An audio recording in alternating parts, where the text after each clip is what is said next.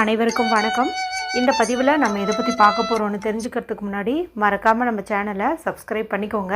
பக்கத்தில் இருக்கிற பெல் பட்டனையும் கிளிக் பண்ணிவிட்டு ஆளுங்கிற ஆப்ஷன் கொடுத்துட்டிங்கன்னா நான் போடுற வீடியோக்கள் எல்லாமே மிஸ் ஆகாமல் நோட்டிஃபிகேஷனில் வந்துடும். இந்த பதிவு மிகவும் முக்கியமான ஒரு பதிவு அப்படின்னே சொல்லலாம். எதை பற்றியது அப்படின்னு பார்த்திங்கன்னா, நாளைக்கு நமக்கு சந்திர கிரகணம் வர இருக்குது. இந்த ஆண்டினுடைய முதல் சந்திர கிரகணம் அப்படின்னே சொல்லலாம். இது இந்தியாவில் தெரியும், ஒரு சில இடங்களில் தெரியுங்க. இதை நம்ம இரத்த நிலவு அப்படின்னு சொல்லுவோம். அதாவது சிவப்பு நிறத்தில் இந்த நிலவானது வானத்தில் தெரியும் அப்படின்னு சொல்லப்படுது. சரி, முதல்ல கிரகண நேரம் என்ன அப்படின்னு தெரிஞ்சுக்கலாம். அதன் பிறகு இந்த நேரத்தில் நம்ம என்ன செய்யணும் செய்யக்கூடாது என்பது குறித்து பார்த்துடலாம். நாளை நமக்கு மதியம் 3:20 அப்படிங்கும்போது இந்த கிரகணமானது தொடங்குது. இரவு 7:53 அப்படிங்கும்போது முடியுது. நமக்கு பௌர்ணமி பார்த்திங்கன்னா இன்றே மாலை 6:29 தொடங்கிடுது. நாளை மாலை 5:52 முடிஞ்சிருது. அதாவது சந்திரன் நாளைக்கு நமக்கு உதயமாகறதுக்கு முன்னாடியே இந்த கிரகணம் ஆரம்பிக்கிறதுனால நம்ம இந்த பிடிச்சு விடுறதை பார்க்க முடியாது. இந்த நிறைவு பகுதியை மட்டும் பார்க்க முடியும். அதாவது விடுதல் பகுதியை மட்டும் நம்மளால் பார்க்க முடியும் அப்படின்னு சொல்கிறாங்க. பொதுவாகவே இது போல் கிரகண நேரங்கள் அப்படிங்கிறது கொஞ்சம் அபாயமான நேரமாக கருதப்படுது. அதுவும் சந்திர கிரகணம் அப்படிங்கிறது பார்த்திங்கன்னா மன ரீதியான தாக்கங்களை ஏற்படுத்தும். சில முக்கியமான முடிவுகள் எடுக்கிறது தள்ளி போடலாம்.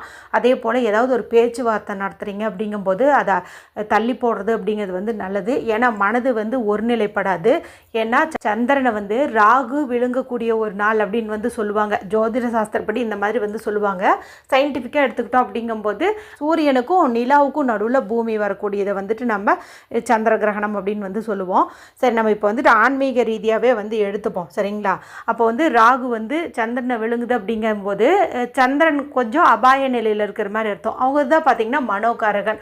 அப்போ மனம் சம்பந்தப்பட்ட ஒரு குழப்பம் இதெல்லாம் இருக்கும். அதாவது மன ரீதியான மாற்றங்கள் அதிகப்படியாக ஏற்படும். ஸோ நான் முன்னாடியே சொன்ன மாதிரி முக்கியமான முடிவுகள் எடுக்கிறது, பேச்சுவார்த்தை நடத்துறதெல்லாம் கொஞ்சம் ஒத்தி போடுறது அப்படிங்கிறது நல்லது. இப்போ கிரகண நேரம் எப்போன்னு தெரிஞ்சாச்சு. பொதுவாகவே கிரகண நேரத்தில் கோவில் நடைகள் சாத்தப்பட்டிருக்கும். ஏன்னா அந்த நேரங்களில் பார்த்திங்கன்னா தீய சக்திகள் உலாவிட்டிருக்கும் அப்படின்னு சொல்லுவாங்க. ஸோ நாம் அந்த நேரத்தில் அமைதியாக ஒரு இடத்துல உட்காந்துட்டு நமக்கு பிடித்த தெய்வங்களுடைய மந்திரங்களை உச்சாடனம் செய்யலாம். எந்த தெய்வம் பிடிக்குதோ அந்த தெய்வத்துக்கு உண்டான மந்திரங்களை சொல்லலாம். ஏன்னா கிரகண நேரத்தில் சொல்லக்கூடிய மந்திரத்துக்கு சக்தி அதிகம், பலனும் அதிகம். அடுத்ததாக இந்த நேரத்தில் நம்ம உணவு எதுவும் எடுத்துக்கக்கூடாது. இப்போ 3:20 தொடங்குதுங்கும்போது நீங்கள் ஒரு 1:30 மதிய உணவு எடுத்துக்கோங்க. எடுத்ததுக்கப்புறமா மீதி உணவெல்லாம் இருக்கும் இல்லையா, சாதம் சாம்பார்லாம் வச்சுருந்தீங்கும்போது அதில் நீங்கள் ஒரு துளசி இலை போட்டு வைக்கிறது அப்படிங்கிறது நல்லது. அல்லது அருகம்புல் போட்டு வைக்கிறது அப்படிங்கிறது நல்லது. ஏன்னா அந்த சமயத்தில் கிருமி தாக்குதல்கள் அதிகமாக ஏற்படும். உணவு கெட்டு போவதற்கு வாய்ப்பு அதிகம். அதனால் நம்ம இந்த மாதிரி போட்டு வைக்கிறது நல்லது. வீட்டில் இருக்கக்கூடிய அரிசி பருப்பு இதுக்குள்ளாரையுமே நம்ம துளசி இலைகளையோ அருகம்புள்ளையோ போட்டு வைக்கிறது அப்படிங்கிறது நல்லது. இந்த சமயத்தில் எந்த வேலையும் பண்ணாமல் அமைதியாக உட்காந்துட்டு தியானத்தில் ஈடுபடுறது அப்படிங்கிறது நல்லது. இப்போ ஆஃபீஸில் ஒர்க் பண்ணுறவங்க நீங்கள் ஒர்க் பண்ணிகிட்ருங்க. நான் வீட்டில் இருக்கிறவங்களுக்கு சொல்கிறேன். அதாவது இந்த காய்கறி நறுக்கிறது, நகம் கட் பண்ணுறது, இந்த மாதிரிலாம் பண்ணுவீங்க இல்லையா, அதெல்லாம் பண்ணாதீங்க. ஏன்னா இந்த நேரத்தில் ஏதாவது ஒரு சின்னதாக காயம் ஏற்பட்டால் கூட கிருமி தாக்குதல் அதிகம் ஏற்பட்டு ஒரு பெரிய விபரீதத்தை கொடுக்கும். அதனால் அந்த மாதிரி எதுவும் பண்ணாதீங்க.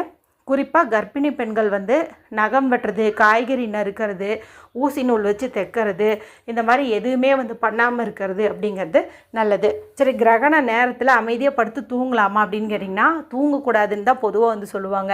இப்போ நீங்கள் உடம்பு சரியில்லாமல் இருக்கிறீங்க, இல்லை நிறைமாத கர்ப்பிணியாக இருக்கிறீங்க, உட்காந்துட்ருக்க முடியாது, டாக்டர் உங்களை நல்லா ரெஸ்ட் எடுக்க சொல்லியிருக்கிறாங்க அப்படிங்கும்போது நீங்கள் தூங்கலாம்.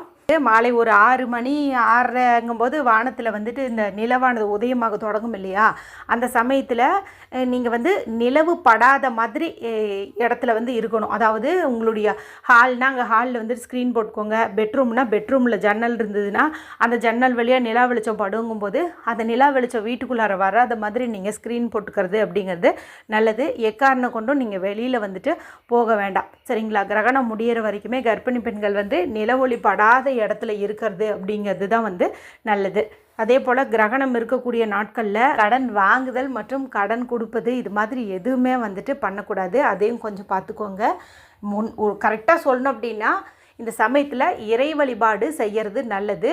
அதாவது மனதுக்குள்ளாரியே நீங்கள் ஒரு தியானம் மாதிரி வந்துட்டு பண்ணிக்கலாம். அல்லது உங்களுக்கு தெரிஞ்ச ஏதாவது ஒன்று ஸ்விட்ச் வேர்டோ ஏஞ்சல் நம்பரோ நான் எத்தனையோ சொல்லி கொடுத்துருக்குறேன் இல்லையா, அதெல்லாம் உட்காந்துட்டு இந்த சமயத்தில் நீங்கள் ஒரு பேப்பரில் எழுதுறது அப்படிங்கிறது நல்லது.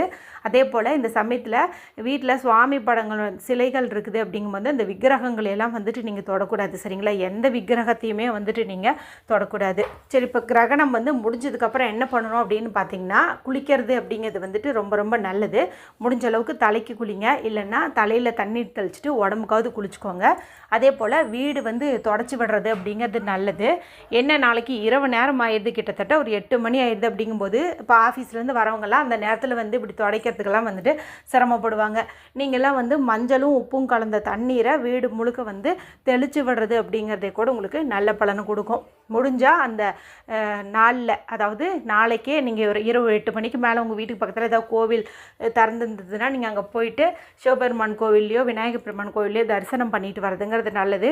ஒருவேளை அந்த மாதிரி பண்ண முடியல, ஒரு டயர்டாக இருக்குது, ஒன்றும் பண்ண முடியலன்னு நினச்சிங்கன்னா மறுநாள், அதாவது புதன்கிழமை காலையில் குளிச்சதுக்கப்புறமா விநாயகர் பெருமான் கோவிலுக்கோ அல்லது சிவபெருமான் கோவிலுக்கோ நீங்கள் போயிட்டு வழிபாடு செய்கிறது அப்படிங்கிறது நல்லது. அடுத்த பதிவில் எந்தெந்த ராசிக்கு ராஜயோகம் அடிக்கும், எந்தெந்த ராசிகள் எச்சரிக்கையாக இருக்கணும் அப்படிங்கிறத பார்த்துடலாம். இந்த பதிவில் உங்களுக்கு ஏதாவது சந்தேகங்கள் இருந்தது அப்படின்னா கமெண்ட் பண்ணுங்கள், கண்டிப்பாக தெளிவுபடுத்துகிறேன். முக்கியமான விஷயம் என்ன அப்படின்னு பார்த்தீங்கன்னா, சந்திரன் மனோகாரகங்கிறதுனால ஒரு உணர்வு ரீதியான மன ரீதியான முடிவுகள் எடுக்கிறதுல கொஞ்சம் கவனம் தேவை. ஸோ எதுவாக இருந்தாலும் அடுத்த நாள் ஒத்தி போடுறது அப்படிங்கிறது நல்லது. சரி, மற்றும் ஒரு பயனுள்ள பதிவில் உங்களை சந்திக்கிறேன். நன்றி, வணக்கம்.